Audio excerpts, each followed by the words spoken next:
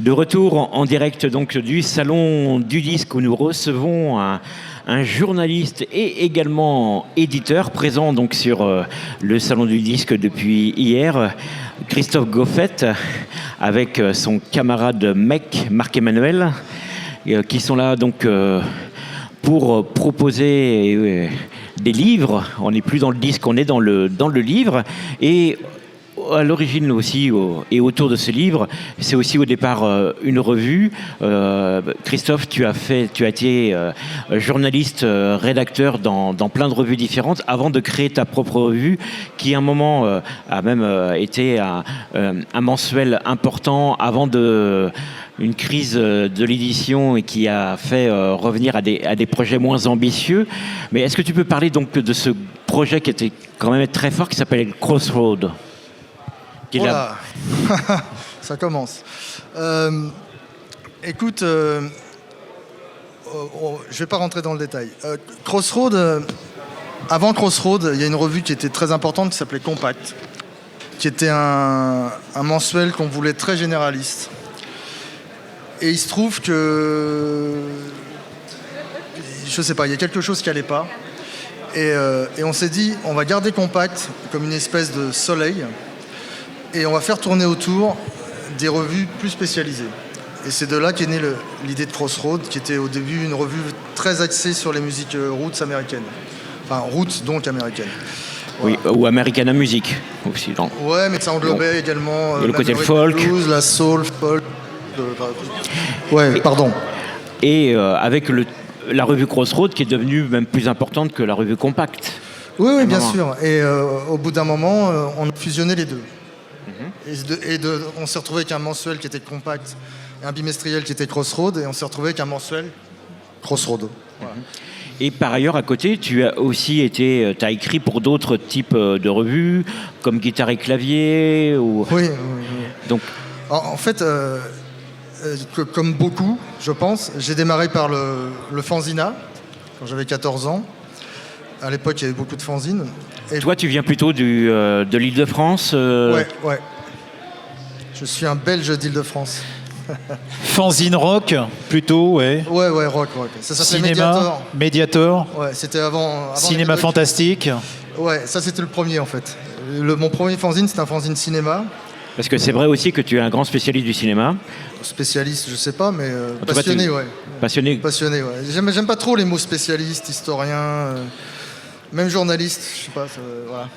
Pour un mec qui a pas fait d'études, ça me gêne. Oui, mais tu as écrit beaucoup sur ces thèmes. Oui, bien sûr. Mais alors, dans Guitare et Clavier, tu étais tout jeune, t'écrivais ouais, déjà. J'ai commencé à 15 ans. Alors, qu'est-ce qui fait qu'on a envie d'écrire dans Guitare et Clavier à 15 ans? L'opportunité. Parce que tu joues d'un instrument, t'es musicien? Non, pas du tout. Alors, non, justement, ça a été mon combat pendant des années, c'est-à-dire que je faisais des interviews de guitaristes en n'étant pas moi-même guitariste.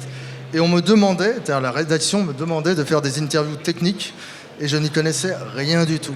Donc j'étais là à demander des tirants de guitare ou je ne sais quoi, et je ne comprenais rien aux réponses. Mais bon, bref, en fait, c'est venu sur une espèce de clou du destin. Des hasards de rencontres. Ouais, j'avais mon fanzine, et puis un attaché de presse m'a dit Guitare et Clavier cherche quelqu'un pour s'occuper du hard rock. Et donc j'ai pas donné mon âge, j'avais 15 ans, j'ai postulé et j'ai été pris. Et là où c'est amusant, c'est que j'ai été pris en ayant fait une chronique d'un album de Johann Ascherton, donc c'est pas très hard. Et j'ai écrit pour Guitare et Clavier pendant 4-5 ans et j'ai jamais parlé de hard rock. Incroyable. Voilà. Ça, c'est les bizarreries de l'édition. Ouais. Et du coup, de ces bizarreries de l'édition, tu t'es dit pourquoi pas être son propre éditeur. Ouais, C'était ça le cheminement. En fait, j'ai fait ma première revue en 92, donc avant même d'être rédacteur en chef de Best. Et c'était le prolongement de mon fanzine. Et j'y connaissais rien, je savais pas ce que ça coûtait. J'ai beaucoup d'argent virtuellement. Et j'avais juste cette envie voilà, d'être complètement autonome, d'être complètement libre. Ça a toujours été ce qui a régi. En fait, mes choix, ça a toujours été je préfère faire quelque chose dans le dur, dans la difficulté, mais on fait ce qui nous plaît et on s'amuse, plutôt que de bosser pour je ne sais qui, à faire du remplissage, quoi. Et donc en 95, tu rentres à Best Ouais. et tu en deviens le rédacteur en chef. Ouais. Ça, c'est la deuxième époque de Best, alors que là, on est en train de Ouais, vivre c'est une troisième époque. C'est la deuxième numérotation, de 95 à 98. Et alors là, l'histoire est assez rigolote, c'est que j'écrivais, à l'époque j'étais un petit peu mercenaire, on va dire. J'écrivais pour de nombreuses revues, donc par exemple j'avais une rubrique cinéma dans une revue de BD, une rubrique BD dans une revue littéraire, et ainsi de suite. Et j'écrivais pour une revue de guitare à nouveau qui s'appelait Guitar Planet. Et il se trouve que Guitar Planet était imprimé par l'ancien imprimeur de Best qui en avait récupéré les droits parce que l'éditeur précédent avait laissé des dettes et comme il ne pouvait pas être payé, il a dit je garde le nom. Et il a proposé donc à cet éditeur, il lui a dit si tu veux, je te donne Best, l'usufruit de Best, à la seule condition que tu imprimes chez nous.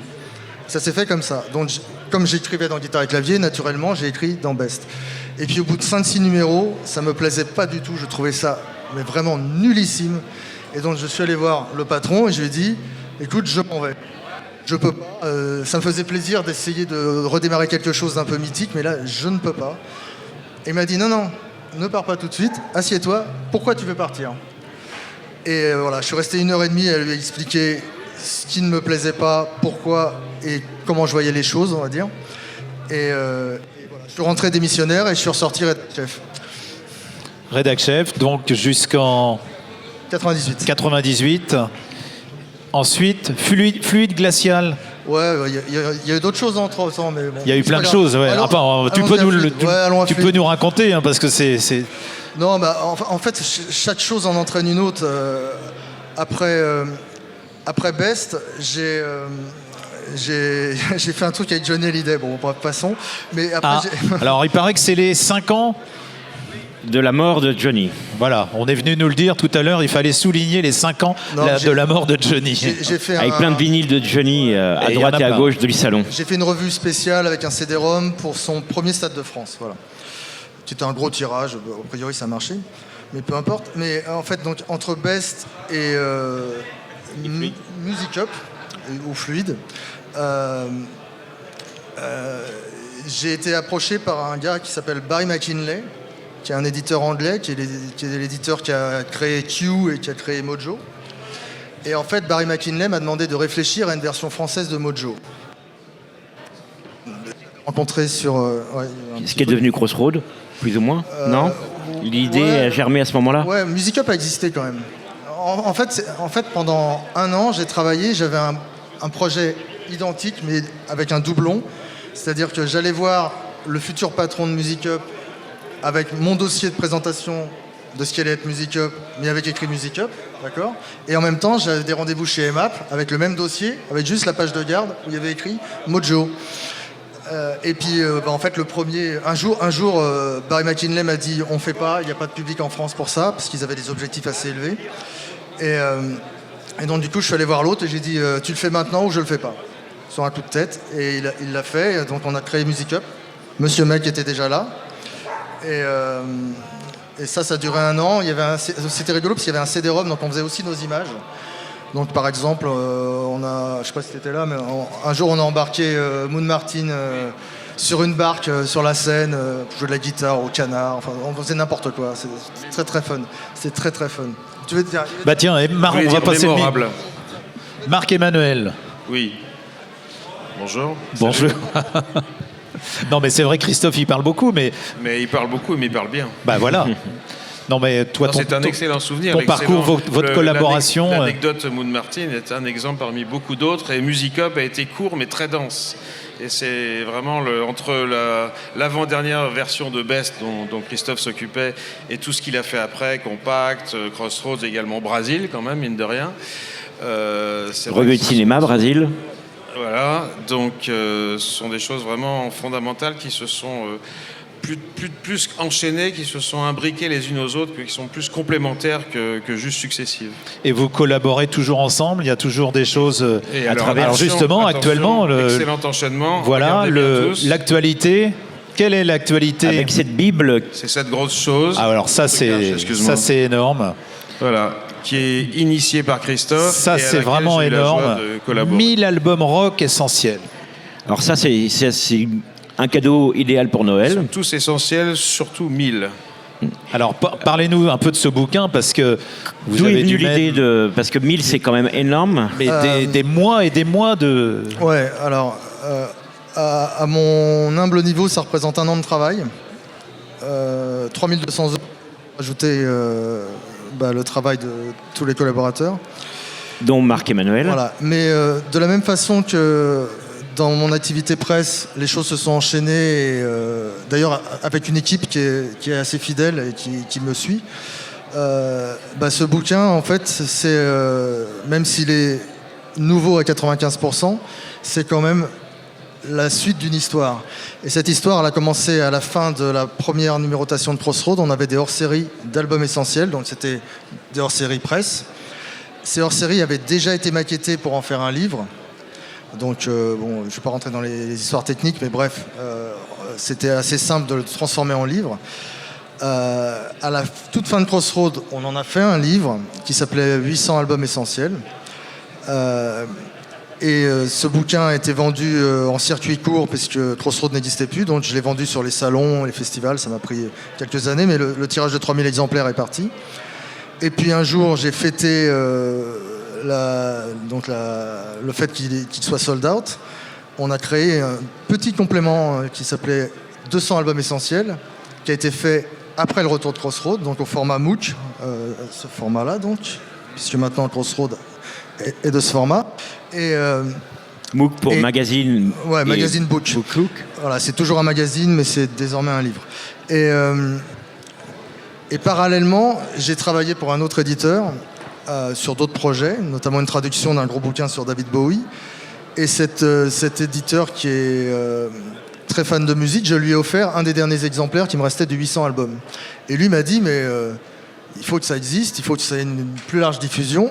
Est-ce que tu veux pas le mettre à jour, puisqu'il s'arrêtait en 2009, le mettre à jour et passer à 1000, et moi je te le sors. Et je lui ai dit, ok, je veux bien que tu le sortes, mais je pars pas du 800 pour en faire 1000, je pars de rien, je repars de rien, et on redémarre tout. T'as tout refait de A à Z. Non, on a gardé quelques textes, notamment on a 2-3 collaborateurs qui sont décédés ces dernières années et que je voulais voir présents, donc j'ai pas trop osé toucher ce qu'ils avaient écrit à l'époque. Voire je les ai réintégrés parce que parfois ils n'étaient pas dans le 800, mais voilà. Et je voulais qu'ils soient présents, je voulais leur nom, je voulais que leur nom soit dedans. Mais non, tout a été à minima révisé, augmenté. De 1956 à 2022, c'est énorme. Et cette sélection des 1000, est-ce que c'est toi Est-ce que c'est avec justement tes proches collaborateurs? Comment on fait la liste? Écoute, c'est vrai que c'est compliqué, de faire une sélection. Alors, après. Déjà, il faut savoir que cette liste de 1000 albums, elle a été évolutive et je dois en avoir dans mon ordinateur, je sais pas, peut-être 1000 versions même. Parfois, j'avais 3-4 listes dans la même journée. Ça n'arrêtait pas de changer au fur et à mesure de mes échanges justement avec tous les collaborateurs. Mais voilà, ce qui a prévalu à tout ça, c'est que je voulais vraiment qu'on soit dans de l'écrit de passionnés et pas me retrouver avec qu'on nous prenne pour des historiens du rock ou je ne sais quoi. Donc voilà, si je sentais de l'envie chez la personne qui me proposait un album, j'avais tendance à dire oui, même si je considérais que l'album était plus mineur que d'autres, voilà, qu'on aurait pu inclure. Et puis tout ça en essayant d'équilibrer, en essayant de ne pas avoir trop de disques des mêmes groupes, en limitant, là j'ai limité à 5. Donc il y a 5 Stones, il y a 5 Beatles, mais il y a 5 Midnight Oil. Voilà.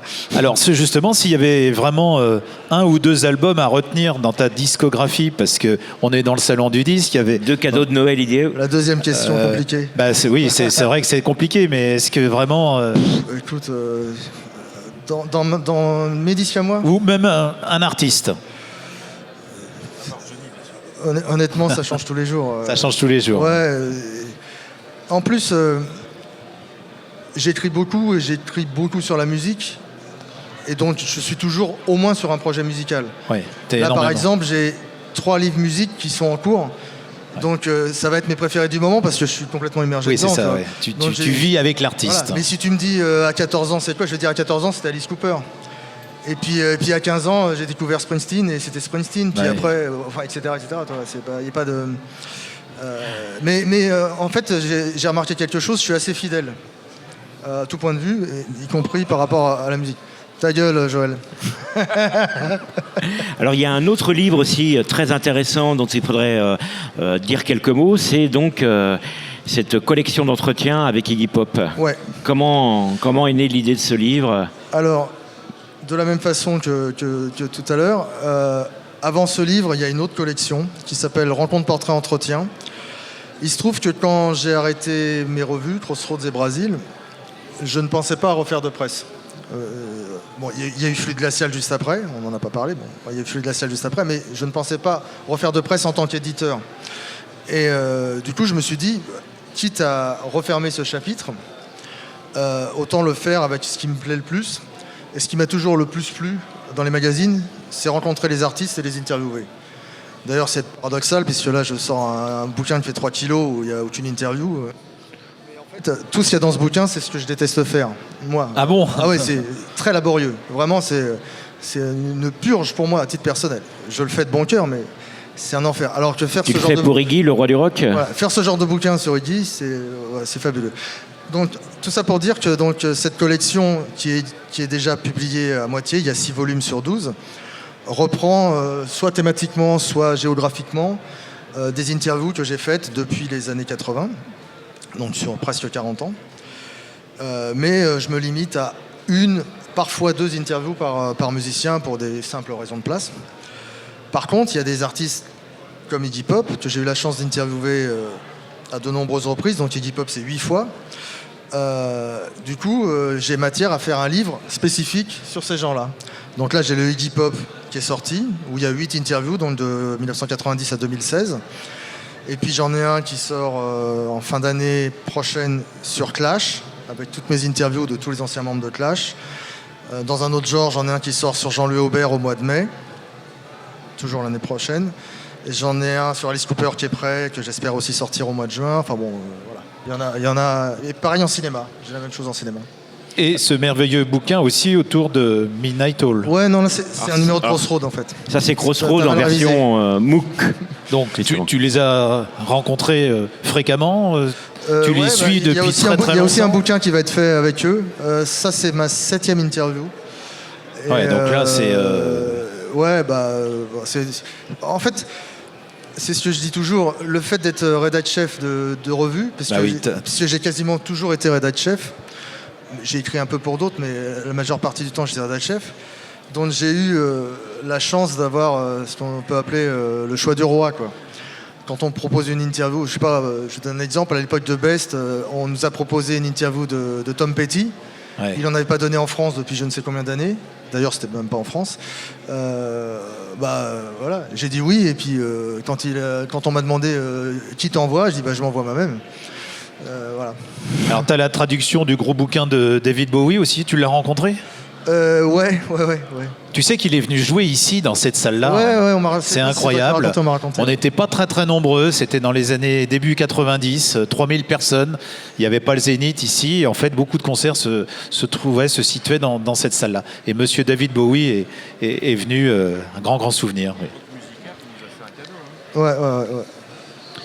Donc toutes ces revues, on les retrouve donc sur ce salon du disque où tu es là depuis hier. Voilà, vous allez pouvoir retrouver... N'hésitez pas à venir le voir, le rencontrer, discuter avec lui. C'est un grand bavard comme vous avez pu le constater. Plein de projets. Il y a Monsieur Mec en plus. Alors Monsieur Mec.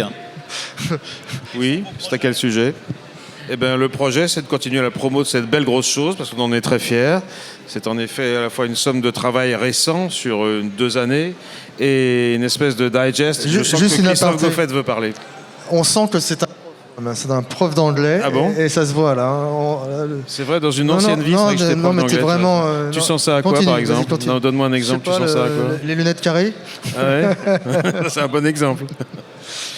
Voilà, donc on est là-dessus. Pour l'instant, Christophe et moi et quelques autres. Et la suite est floue, mais palpitante malgré tout. Merci. Eh bien, merci pour ce moment. Merci Merci d'être passé nous voir, en tout cas en direct du Salon du Disque. Voilà, Christophe, il a plein de belles choses à Il a même des voir. vinyles. Des vinyles, des éditions numérotées, enfin voilà, il y a des très belles pépites. Puis vous allez pouvoir continuer à échanger avec lui. Merci à vous.